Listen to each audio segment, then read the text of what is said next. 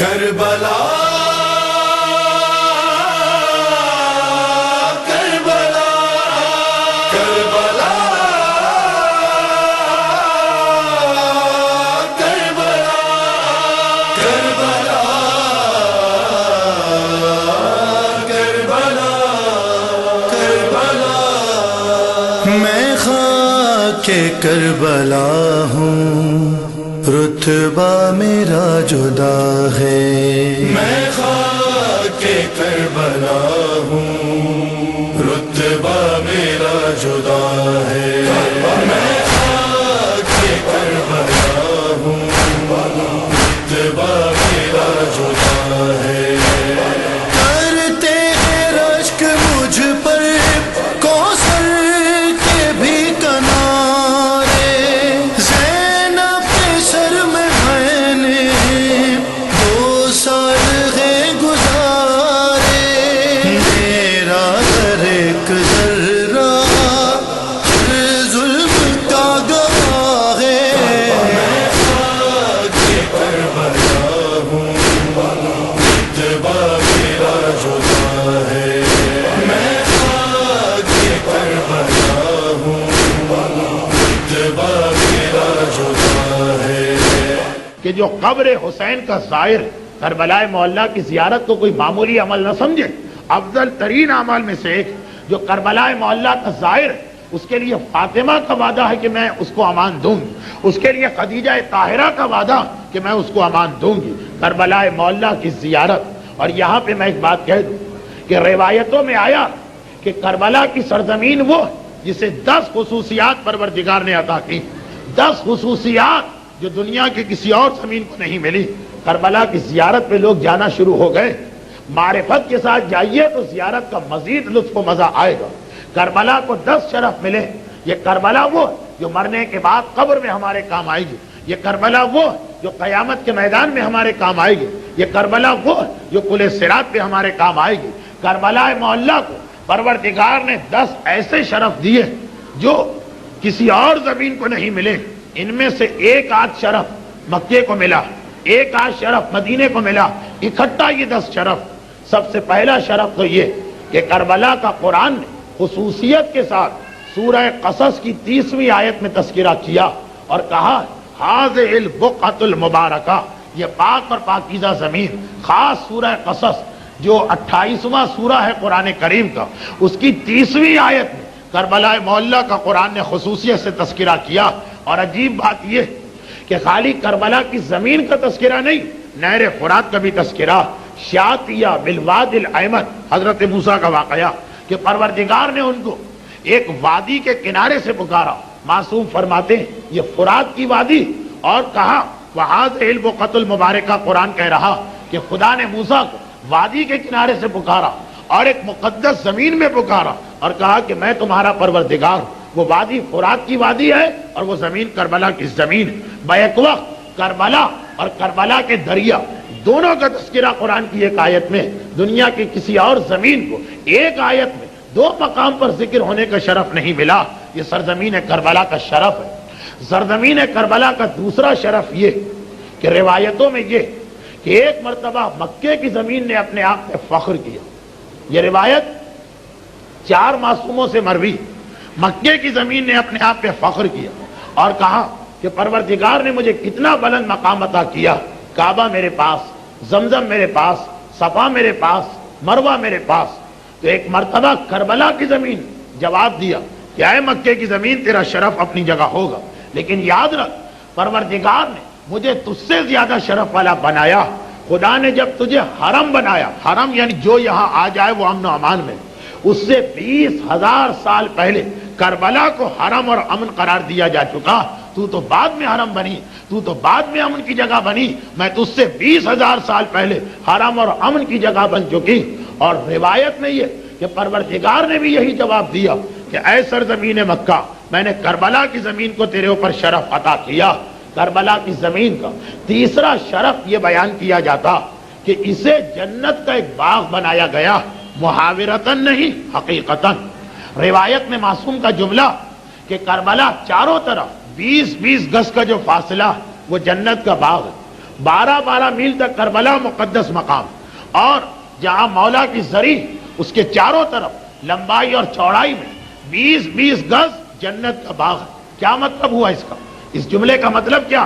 جب قیامت کا دن آئے گا تو خدا کربلا کے اتنے ٹکڑے کو، اب آپ اس کو ذہن میں رکھیے تاکہ جب آپ کربلا معلیٰ کی زیارت کے لیے تشریف لے جائیں تو کربلا کی سرزمین کے اس حصے کو ضرور اس کے ثواب کو حاصل کریں، کیونکہ عمرے پہ جانے والے کتابوں میں پڑھتے ہیں کہ رسول کی مسجد میں ایک جنت کا ٹکڑا، تو وہاں اتنا اشتہام ہوتا ہے کہ بعض اوقات قطار لگانا پڑتی، بعض اوقات نماز کا موقع نہیں ملتا۔ کربلا کے بارے میں بھی یاد رکھیے کہ ذریعہ امام کے چاروں طرف 20 گز کا فاصلہ جنت کا ایک باغ ہے، اور اس کا مطلب یہ کہ جب قیامت کا دن آئے گا تو خدا اتنے حصے کو کربلا کی زمین سے جدا کرے گا اور اسے جنت میں داخل کیا جائے گا۔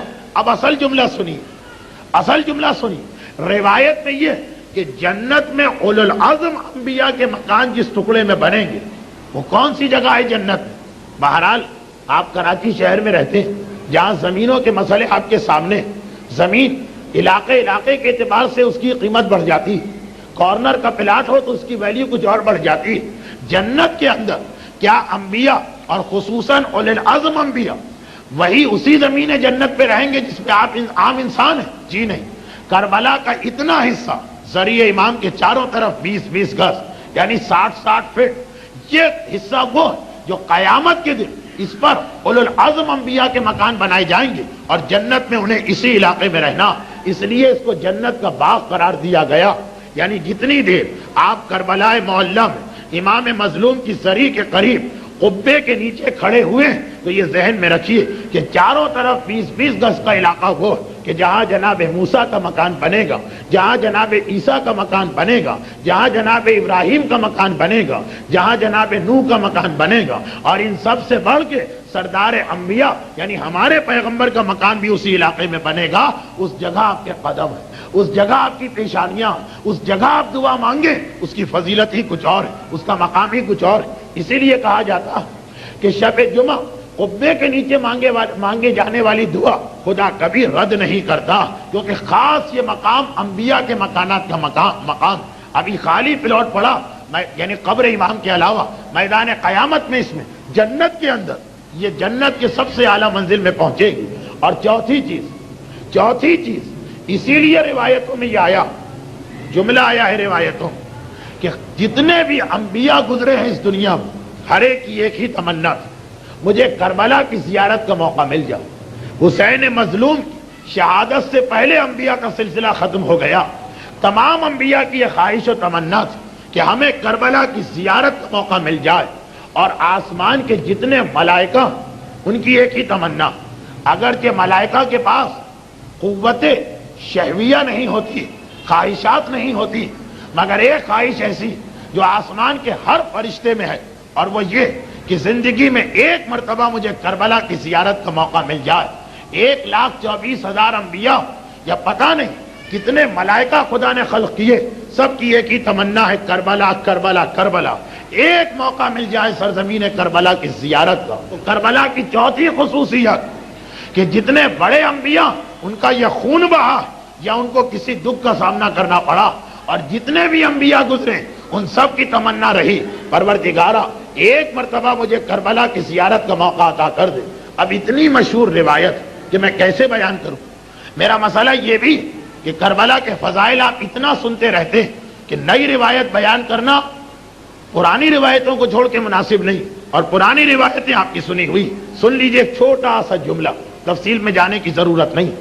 جب علامہ ہلی پریشان ہوئے، بہار الانوار جلد 10 10ویں جلد، حدیث ہے، یہ بہار کی حدیث ہے، میں نے خود پڑھی کہ ایک مرتبہ جناب ام سلمہ نقل کیا ہے جناب عائشہ کے حوالے سے، فرماتی کہ پیغمبر اپنے نواسے حسین کو اپنی گود میں بٹھائے ہوئے تھے، بوسہ لے رہے تھے۔ میں نے کہا اللہ کے رسول آپ حسین سے بہت زیادہ محبت کرتے ہیں۔ رسول نے کہا تم حسین کی بات کر رہی؟ ارے جو حسین کی قبر کی ایک مرتبہ زیارت کر لے اب وہ میرا محبوب بن جاتا۔ رسول اللہ کے محبوب ہیں اور ظاہر حسین رسول کا محبوب، میں اس سے محبت کرنے لگتا ہوں۔ اور اگر کوئی آدمی ایک مرتبہ قبر حسین کی زیارت کرتا، میں خدا سے کہتا ہوں پروردگارا جو میں نے حج کیا ہے عمر سمیت، میرے حج کا ایک ثواب اس کے نام اعمال میں ڈال دو۔ مرتبہ حیران ہو کر کہا اللہ کے رسول آپ اپنے حج کا ثواب، ایک تو روایت ہے کہ حج کا ثواب ملتا ہے لیکن نہیں رسول کے حج کا ثواب، کہا تمہیں ایک حج پہ تعجب ہے، میں تو خدا سے دعا کرتا ہوں کہ میرے 2 حجوں کا ثواب ظاہر حسین کے نام اعمال میں ڈال دو۔ تعجب ہوتا گیا، ثواب بڑھتا گیا، یہاں تک کہ جب پیغمبر نے فرمایا کہ میں خدا سے یہ سوال کرتا ہوں جو حسین کی قبر کی زیارت کر لے میرے 90 حجوں کا ثواب اس کے نام اعمال میں ڈال دیا جائے، تو اب ایک مرتبہ روایت رک گئی۔ اب اس کے بعد سوال کرنے والے نے سوال نہ کیا۔ علامہ ہلی کا واقعہ بہت ہی مشہور ہے، تفصیل میں نہیں جاؤں کہ جب انہوں نے یہ روایت پڑھی تو تعجب میں پڑ گئے۔ 90 حجوں کا ثواب ایک زیارت پر، اور حج بھی عام حج نہیں، رسول کی حج۔ حیران ہو گئے کہ یہ کیسے ہو سکتا، اور پھر وہ واقعہ پیش آئے کہ ایک دن اسی نیت کے ساتھ مسجد سیلا جانا شروع کیا کہ روایت جب میری سمجھ میں نہیں آ رہی، علامہ کے مقابلے میں کوئی عالم دنیا میں اس وقت نہ تھا، اب یہ روایت مجھے کون سمجھائے گا؟ ہاں 40 شب بدھ مسجد سیلا میں گزارنے والے کو امام کی زیارت ملتی ہے، میں امام کی زیارت کر کے یہ مسئلہ پوچھوں گا۔ 40ویں شب بدھ 39 شب بدھ تو اعمال مسجد سیلا انجام دی، 40ویں شب بدھ راستے میں ایک اجنبی سے ملاقات ہو گئی اور اس نے کہا کہ اے علامہ آپ بہت پریشان نظر آ رہے ہیں، کہا کہ یہ روایت کو سمجھنا 39 راتوں سے زحمت اٹھا رہا ہوں، آج آخری رات خدا معلوم امام ملے یا نہ ملے۔ کہا کہ امام کا انتظار تو ٹھیک، مجھے بتاؤ شاید میں تمہارا مسئلہ حل کروں۔ جب روایت بتائی تو آپ کو یاد ہے مشہور واقعہ، وہ بادشاہ والا واقعہ پڑھا جا رہا، بادشاہ والی مثال دی جا رہی کہ ایک بادشاہ شکار کے دوران اپنے سپاہیوں سے بچھڑ گئے اور بھوک اور پیاس کے عالم میں مرنے کے قریب ایک بڑھیا کی کٹیا تک پہنچ گیا، جھوپڑی تک پہنچ گئے، جس کے پاس نہ کوئی مددگار ہے، نہ کوئی دولت ہے، نہ کوئی کاروبار، فقط ایک بکری جس کے دودھ پہ اس کا گزارا۔ جب دیکھا کہ پیاس سے مرتا ہوا شخص میرے پاس آیا، تازہ دودھ اس کو پلا دیا، لیکن بھوک بھی اتنی شدید لگ رہی، بڑھیا بھوک کو دیکھ کے اپنی بکری کو ذبح کیا اور اس کے کباب بنا کے اس کو کھلائے کہ اتنے میں ایک مرتبہ بادشاہ کے سپاہی آ گئے، کہا کہ اے ضعیفہ اگر کبھی شہر آ تو مجھ سے ضرور ملنا۔ اے ہلی اتنا بتاؤ کہ اب اگر یہ بڑھیا کبھی اس بادشاہ کے پاس جائے تو بادشاہ اسے کیا دے گا؟ ایک بکری اس نے دی، بادشاہ ایک بکری دے دے کافی؟ علامہ ہلی نے کہا نہیں۔ 2 بکری دے دے کافی ہے؟ نہیں۔ 10 بکریاں دے دے کافی ہے؟ نہیں۔ 100 بکریاں دے دے کافی ہے؟ نہیں۔ سوال کرتا ہے پھر اے علامہ یہ بتاؤ کہ کتنی بکریاں دے؟ کہا بکری نہیں، جو بادشاہ کے پاس ہے سب دے دے۔ حیران ہو کے اس آدمی نے، حیران تو نہیں حیرت کا اظہار کرتے ہوئے کہا یہ کیسے ممکن، ایک بکری کا اتنا بدلا؟ کہا بکری کی بات نہیں، بڑھیا کے پاس جتنا تھا سب اس نے بادشاہ پہ قربان کر دیا۔ اب عدل کا تقاضا یہ ہے کہ حاکم کے پاس جتنا ہے وہ سب اس کو دے دے۔ کہا بس یہی تیرے اعتراض کا اور یہی تیری حدیث کا جواب ہے کہ حسین یہ بتاؤ کہ کیا چیز بچا کے رکھی تھی؟ ہر چیز تو خدا پہ قربان کر دی، اب اگر پروردگار سب کچھ حسین پہ قربان کرے تو اس میں تعجب کی کیا بات؟ تو یہ وہ منزل جس سے پہلا دوسرا مسئلہ بھی حل ہو کہ مقام کعبے سے مقام کربلا بلند، یہ روایتوں میں آیا جیسا آپ نے سنا کہ 90 رسول کے حج کا ثواب مل رہا، اور پھر ہر نبی اور امام اور ہر ملک کی خواہش ہے کہ کربلا جانے کا موقع ملے۔ کربلا کی 5ویں خصوصیت، اصل میں تو مجھے کربلا کی 10ویں خصوصیت کے عنوان پہ آج گفتگو کرنا تھی، لیکن میں نے سوچا کہ 9 باتیں اور آپ سن لیں تو شاید کوئی نئی بات آپ کو پتا چل جائے۔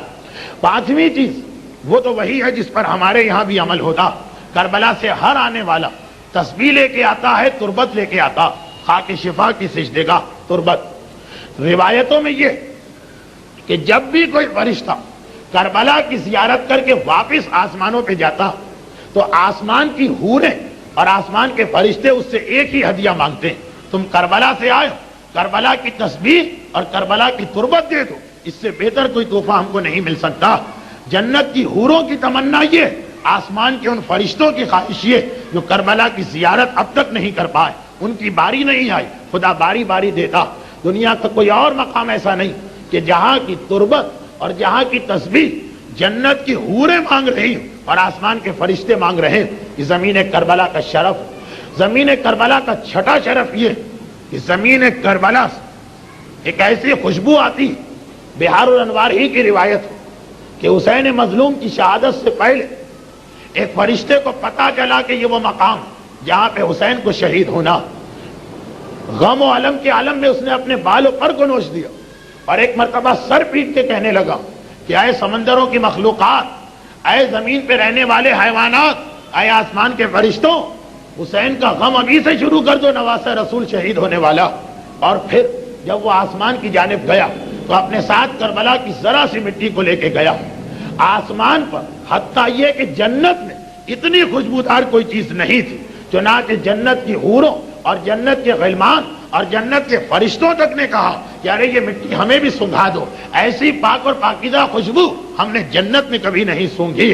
معصوم فرماتے ہیں کربلا کی مٹی کو اٹھانے کا نتیجہ یہ نکلا کہ وہ مٹی تو جتنی خوشبو ہے وہ فرشتہ اس کے جسم سے مشک و عنبر کی خوشبو قیامت تک کے لیے جاری ہو گئی۔ اور پھر ہمارے چوتھے امام نے فرمایا کہ اے ہمارے شیعوں، جب کبھی میں میدان کربلا میں جاتا ہوں تو سیب سے زیادہ بھینی بھینی خوشبو مجھے اپنی بابا کی قبر کے اطراف سے آتی۔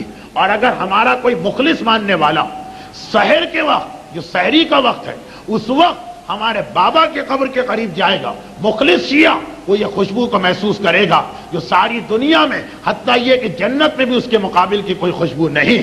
کربلا کی مٹی کی ساتویں خصوصیت کہ اسے خاص سجدگاہ قرار دیا گیا۔ چھٹے امام فرماتے ہیں کہ ہمارے ماننے والوں کو کیا ہو گیا، ان کی ذمہ داری ایک زرد رنگ کا کپڑا لے، اس میں کربلا کی خاک کو ہر وقت جمع رکھیں، اور جب کبھی نماز کا وقت آئے اپنے معبود کی بارگاہ میں پیشانی کو جھکائیں، اس کپڑے کو کھولیں، جہاں سجدہ کرنا وہاں کربلا کی مٹی کو پھیلائیں، اور سجدہ کریں تو اس خاک کربلا کے اوپر سجدہ کریں۔ آٹھویں خصوصیت، آٹھویں، نویں اور دسویں، ان تین باتوں پہ ذرا آپ توجہ دیجیے۔ آٹھویں میدان کربلا کی آٹھویں خصوصیت یہ بیان کی جا رہی، زائر تو جاتے ہیں کربلا، ان کو معلوم ہونا چاہیے کہ ان کے پیروں کے نیچے جو خاک کربلا کا ایک ایک ذرہ لگ رہا، یہ خصوصیات اس سب میں، سوائے وہ تیسری بات کے کہ جسے 20 گز میں محدود کیا گیا، ورنہ باقی جتنے آپ فضائل کربلا سن رہے ہیں یہ آپ کے مسافر خانے کے بھی ہیں، یہ اس سڑک کے بھی ہیں کہ جہاں آپ چل رہے ہیں، یہ اس جگہ کے بھی ہیں کہ جہاں پہ آپ خرید و فروخت کر رہے ہیں، پوری خاک کربلا کے فضائل۔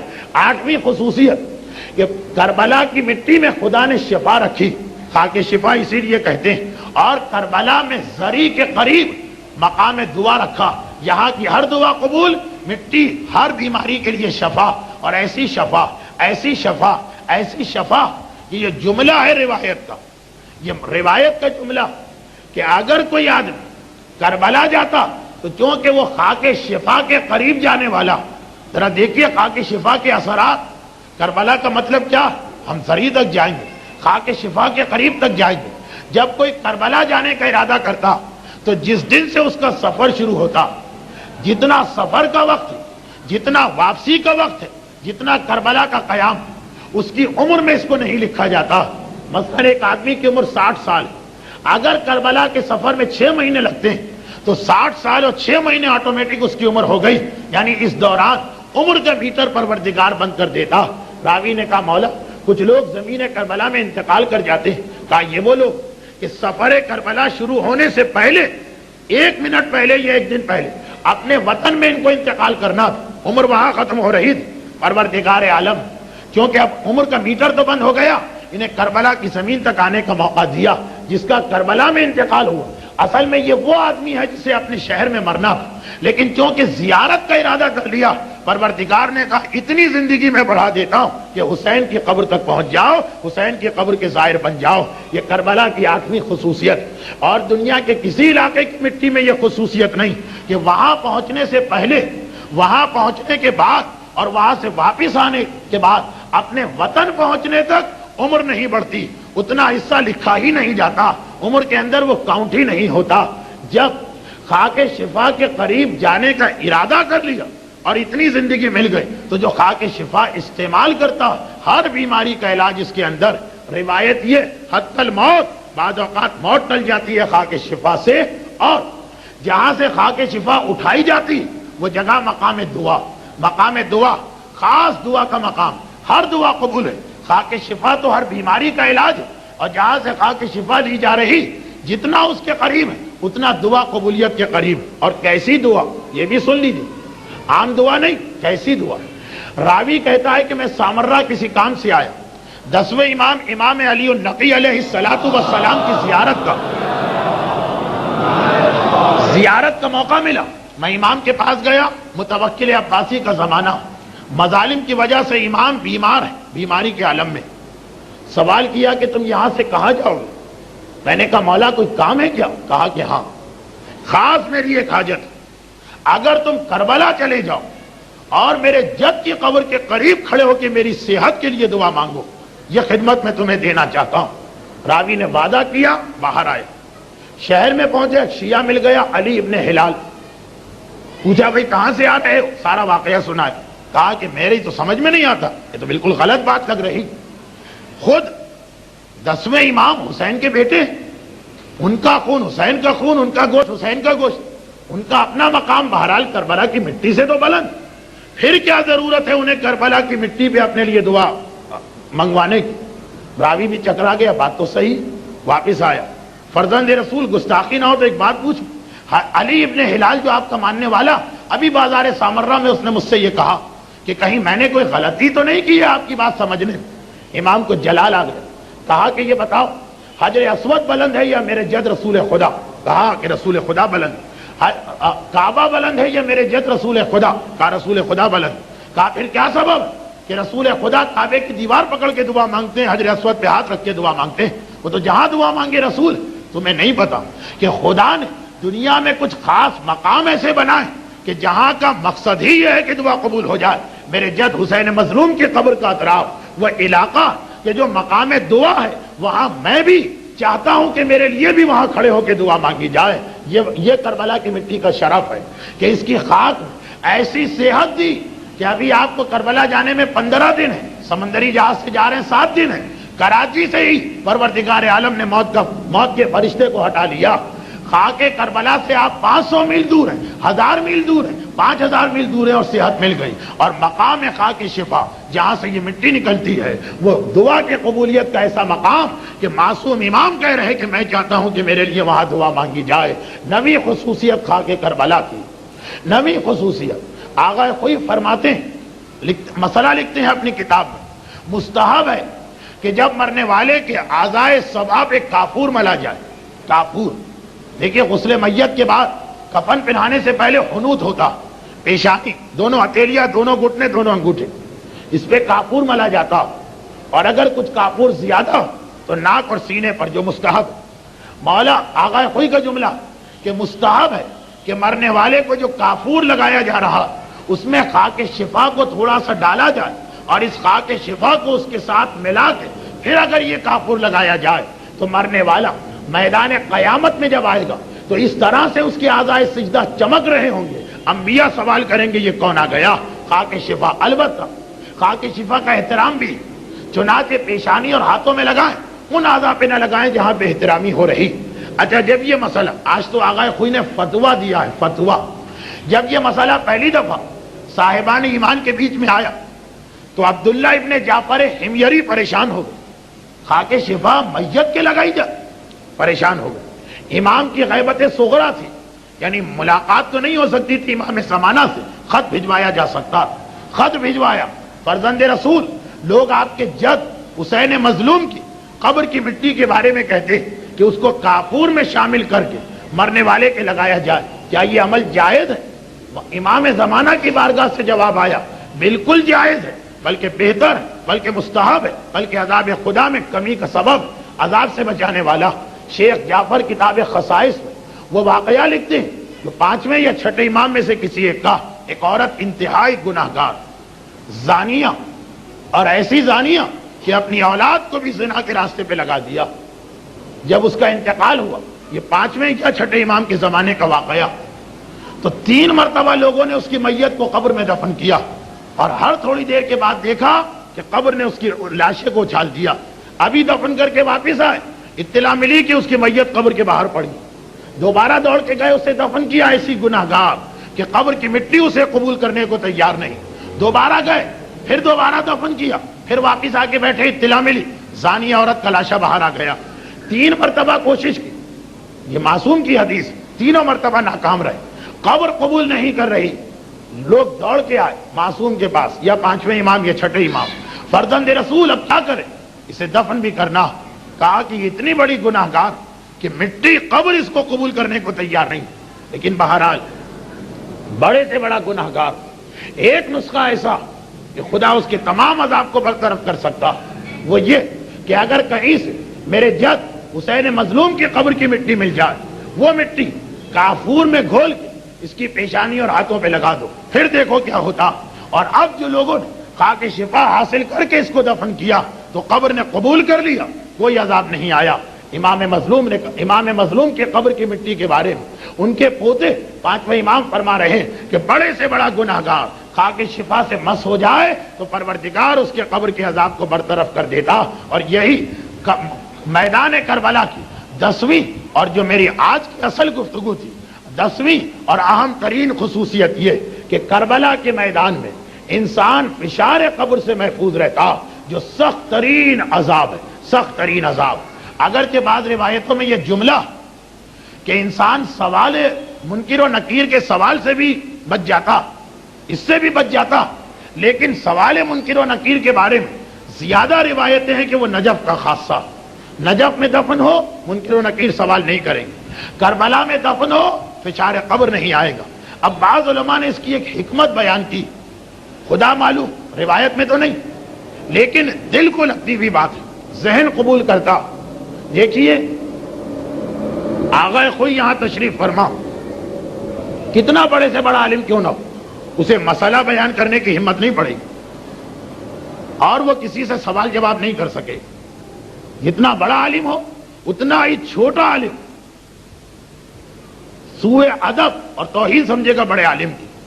منکر و نکیر قبر میں سوال کر رہے ہیں، لیکن مقام وہ ہے جو مدینۃ العلم کے باب مدینۃ العلم کا شہر علی وہاں پہ ہے، علی کے سامنے منکر و نکیر سوال کرے تو کیسے کرے، زبان نہیں کھل سکتی، اس لیے نجف کے اندر سوال نہیں۔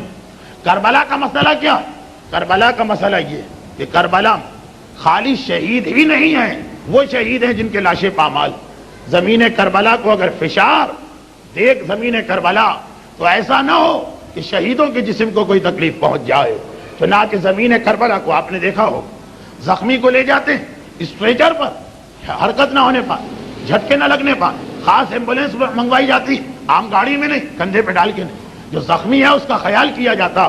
میدان کربلا اتنے زخمی شہیدوں کی آرام گاہ کہ اس کی کسی قبر میں فشار نہیں ہو سکتا۔ اور یہ تو میں نے بعض علماء کا ایک جملہ کہا، اب آئیے سن لیجئے اس کی تائید روایتوں سے۔ آغائے باقر وحید بیبہانی یہ جملہ کہتے ہیں، وحید بیبہانی، کیا عظیم شخصیت کا میں نے نام لے لیا۔ تمام موجودہ دور کے علماء کے استاد شیخ مرتضیٰ انصاری کا کل نام آیا، ان سے پہلے کے عالم۔ دنیا شیعت درمیان میں ایک گروہ غالب آ گیا تھا اخباری، جو تقلید کو ہی نہیں مانتے تھے، چنانچہ شیعت روبہ تنزل تھی، جو غیر اجتہاد کا دروازہ بند کر کے نقصان اٹھا چکے تھے، شیعت کو وہ نقصان پہنچ رہا تھا، علمی اعتبار سے شیعت ختم ہو رہی۔ آقا بیبہانی آئے سامنے، کربلا میں قیام کیا، تمام اخباری علماء سے مناظرے کی، سب کو شکست سے فاش دی، اجتہاد کا سلسلہ دوبارہ قائم کیا۔ تمام مراجع اور مجتہدین ان کا احترام کرتے ہیں کہ آج اجتہاد اگر قائم ہے تو آقا بیبہانی کی مدد سے، شیخ مرتضیٰ ان کے شاگرد، سید مہدی بحر العلوم ان کے شاگرد ہیں، صاحب ریاض ان کے شاگرد ہیں، شیخ جعفر کاشف الغطاء ان کے شاگرد ہیں، شاگردوں میں ایک سے ایک جینیس عالم۔ یہ فرماتے ہیں کہ میں نے خواب میں امام مظلوم کو دیکھا، کہا مولا آپ کے شہر میں اگر کوئی دفن ہو جائے تو کیا اس سے کوئی حساب کتاب ہو سکتا؟ حسین جلال میں آ گئے، کہا جو میری پناہ میں آ جائے، کس کی مجال ہے کہ اس کے اوپر کوئی عذاب نازل کرے یا اس سے کوئی حساب لے، وہ میری پناہ میں آیا ہوا۔ عربی میں ایک محاورہ، احما انا احما من الجراد، انا احما من مجیر الجراد، میں ڈڈیوں کو پناہ دینے والے سے بڑا محافظ۔ ایک واقعہ ہے عرب میں، ایک قبیلہ ہے بنی طے، حاتم طائی کا قبیلہ، وہاں ایک شخص صبح کے وقت بیٹھا، خیمہ لگا ہے اس کا خیمہ، اور بیٹھا، اتنے میں ٹڈیاں آئی۔ اچھا ٹڈی عرب کے لوگوں کی پسندیدہ غذا، جس طرح مچھلی شوق سے کھاتے ہیں وہ ٹڈی شوق سے کھاتے ہیں، چنانچہ توضیح میں ٹڈی کے خاص مسئلے کہ ٹڈی کو کس طرح سے شکار کیا جائے گا کہ وہ حلال رہے، ایک بہترین غذا۔ ٹڈیاں آ کے اس کے خیمے کے چاروں طرف بیٹھ گئی۔ ایک مرتبہ قبیلے کے لوگوں نے دیکھا کہ اتنی کثیر تعداد میں شکار آیا ہے، دوڑ کے آئے، تھیلیاں لے کے آئے جس میں ٹڈی کو بند کر کے پکڑا جاتا۔ یہ آدمی جس کے خیمے کے قریب ٹڈیاں تھیں، ہاتھ میں نیزہ لے کے کھڑا ہو گئے۔ شیخ عباس قمی نے مفاتی میں یہ لکھا، نیزہ لے کے کھڑا ہو گئے، خبردار پہلے میرا خون بہاؤ پھر ٹڈیوں تک پہنچ پاؤ گے۔ قبیلہ حیران ہوا، ارے ہم ٹڈی پکڑنے آئے ہیں، آپ کو ناراض ہونے کی کیا ضرورت؟ کہا تمہیں کیا معلوم، میرے خیمے کے اطراف میں آ گئی، یہ میرے پڑوس میں آ گئی، میری پناہ میں آئی، پڑوسی بن کے مجھے حق ادا کرنا، پہلے میں مارا جاؤں گا پھر کوئی ان کو ہاتھ لگائے گا۔ یہاں تک نیزہ لے کے حفاظت کی، دوپہر کا وقت آیا، دھوپ تیز ہوئی، ٹڈیاں خود اڑ گئی۔ کہا اب تم جانو اور یہ جانو، اب میرا اس سے تعلق نہ رہا۔ عربی میں اس کو کہتے ہیں کہ احما من مجیر الجراد، جراد یعنی ٹڈی، مجیر مانے پناہ دینے والا، ٹڈیوں کو پناہ دینے والے سے بڑا پناہ دینے والا۔ بعض روایتوں میں معصوم نے اپنے لیے کہا کہ جب ایک انسان اس کے پڑوس میں ٹڈی آ کے بیٹھ جائے، اس کی خاطر اپنی جان دے سکتا، تو اگر کوئی ہماری پناہ میں آ جائے تو ہم تو اس کی زیادہ حفاظت کرتے ہیں، ہم تو اس کا زیادہ خیال کرتے ہیں۔ مولا نے یہ کہا کہ میں اس آدمی سے زیادہ بڑا ہوں، اگر اس آدمی میں اتنی غیرت و شرافت کہ وہ ٹڈی کی حفاظت کر سکتا، تو جو میرے شہر میں آ جائے میں اس سے زیادہ غیرت مند ہوں۔ حسین مظلوم کا بھی یہ مسئلہ کہ اگر کوئی کربلا میں پہنچ جاتا، کتنا ہی بڑا گناہگار کیوں نہ ہو، حسین اس کو پناہ میں دیتے، وہ میری پناہ میں آیا، میرے پڑوس میں آیا۔ آپ کے گھر میں کوئی آ جائے، آپ کی غیرت و شرافت مجبور کرتی ہے کہ اس کی خدمت کی جائے۔ چنانچہ روایتوں میں ایک واقعہ بھی، واقعات تو بہت سارے، وقت بڑی تیزی سے گزر گیا۔ نجف سے نہیں، تہران سے ایک میت کربلا لائی جا رہی، یہ روایت شیخ عباس قمی نے اپنی کتاب میں نقل کی۔ اگرچہ اس قسم کی روایتوں میں بعض اوقات اختلاف ہوتا، چنانچہ کبھی کسی امام کے بارے میں ہے، کبھی کسی امام کے بارے میں۔ ایک ورژن اس کا یہ کہ میت لائی جا رہی ہے کربلا کی طرف، کربلا میں دفن کرنا۔ یہ لوگ میت لانے والے شام کے قریب کربلا پہنچے، بہت تھک گئے، سوچا کہ رات تو شہر سے باہر گزارو، صبح سویرے میت کو لے کے جائیں، ابھی میت لے کے گئے فوراً دفن کرنا ہوگا، تھکن بہت زیادہ، تھوڑا آرام کر لوں، جہاں اتنے دن انتظار کیا ایک رات اور یہ سوچ کے میت کو کربلا کے باہر ایک مقام پہ ٹھہرا کے سب آرام کے لیے لیٹ گئے۔ آدھی رات ہوئی تھی کہ ان میں سے ایک گھبرا کے کھڑا ہوا، اپنے سارے ساتھیوں کو جھنجھوڑ کے بیدار کرنے لگا، کھڑے ہو جاؤ کھڑے ہو جاؤ۔ سب لوگ کھڑے ہو گئے، کیا بات؟ کہا کہ جلدی سے میت کو لے کے کربلا میں داخل ہو جائے، جتنا جلد ممکن ہو سکے۔ بھائی بات کیا؟ کہا سوال بعد میں کرنا، پہلے میت کو میں شہر کربلا میں داخل کر دوں۔ اب جہاں سے کربلا کی حدود شروع ہوتی، میت کو وہاں پہنچایا، اب اس کو سانس میں سانس آئی، اب ٹھہر جاؤ، لیٹ جاؤ، آرام کرو۔ سب نے اس کو گھیرے میں لے لیا، یہ ماجرا کیا تھا، یہ سبب کیا ہے اس بات کا، اتنا تم نے جو زور دیا؟ جواب دیا کہ میں جب سویا تو خواب میں نے دیکھا کہ 3-4 عذاب کے فرشتے اور 2-3 ہمارے شہر کے پرانے مرحومین آئے، اور آنے کے بعد اس کو گھیر کے کھڑے ہو گئے، عذاب کے فرشتے بھی اور وہ مرحومین، اور ایک دوسرے سے کہہ رہے ہیں کہ جتنا حساب کتاب اور عذاب لینا ہے اس سے آج ہی رات لے لو، کل اگر یہ کربلا میں داخل ہو گیا پھر ہم کچھ نہیں کر سکتے، نہ ہمیں ہم سوال کا حق ملے گا، نہ عذاب دینے کا حق ملے گا، نہ اس سے کچھ مانگنے کا حق ملے گا۔ اس سے پہلے کہ یہ کربلا میں داخل ہو، جو کچھ عذاب ہے، جو کچھ سوال ہے، جو حق لینا ہے مانگ لو۔ میں گھبرا کے میں نے تمہیں اٹھا دیا، اس سے پہلے کہ وہ عذاب شروع ہو یا وہ مانگنے والے اس کی گردن پکڑ لیں، میت کو کربلا میں پہنچا دو۔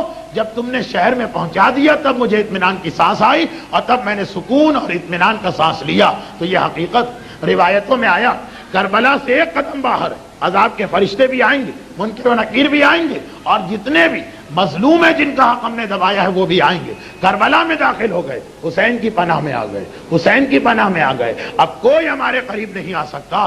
ہاں، اس کا مطلب یہ نہیں کہ حسین ان لوگوں پر ظلم کرے جن کا حق دبا کے یہ آیا، اس کا بھی ایک جواب ہے، وہ کل سن لیجئے گا۔ ہاں، ساری گفتگو کا خلاصہ اب 1-2 ٹکڑے سنیے۔ کربلا کی زیارتوں میں یہ کہ مولا جو آپ کی زیارت کو آتا ہے، جو چھٹے امام نے زیارت ہم کو سکھائی، اس کی بخشش ہو جاتی، عارفاً بحقہ۔ ایک شرط ہے کہ آپ کے حق کو پہچانتا ہو، حق حسین کی معرفت رکھے، ورنہ تو ہمارے ساتھ کا لشکر بھی زمین کربلا پہ مارا گیا۔ عارفاً بحقہ، ایک تو شرط ہے کہ حق حسین کو جانے، اور دوسرا حاجی علی بغدادی کے واقعے کو یاد کر لیجیے۔ زیارت پر جانے والوں میں سے حاجی علی بغدادی کی زیارت قبول، ان کے دوست کی زیارت قبول، ان تین کی زیارت قبول نہیں جنہوں نے مشہد کے سفر کو گناہ کا سفر بنا دیا۔ اب اس سے بڑھ کے بدقسمتی کیا کہ کربلا کا سفر ہمیں اتنی سعادتیں دے اور ہم حرام طریقے سے یہ سفر اختیار کریں اور اپنی تمام نعمتوں اور سعادتوں سے اپنے آپ کو محروم کر لیں۔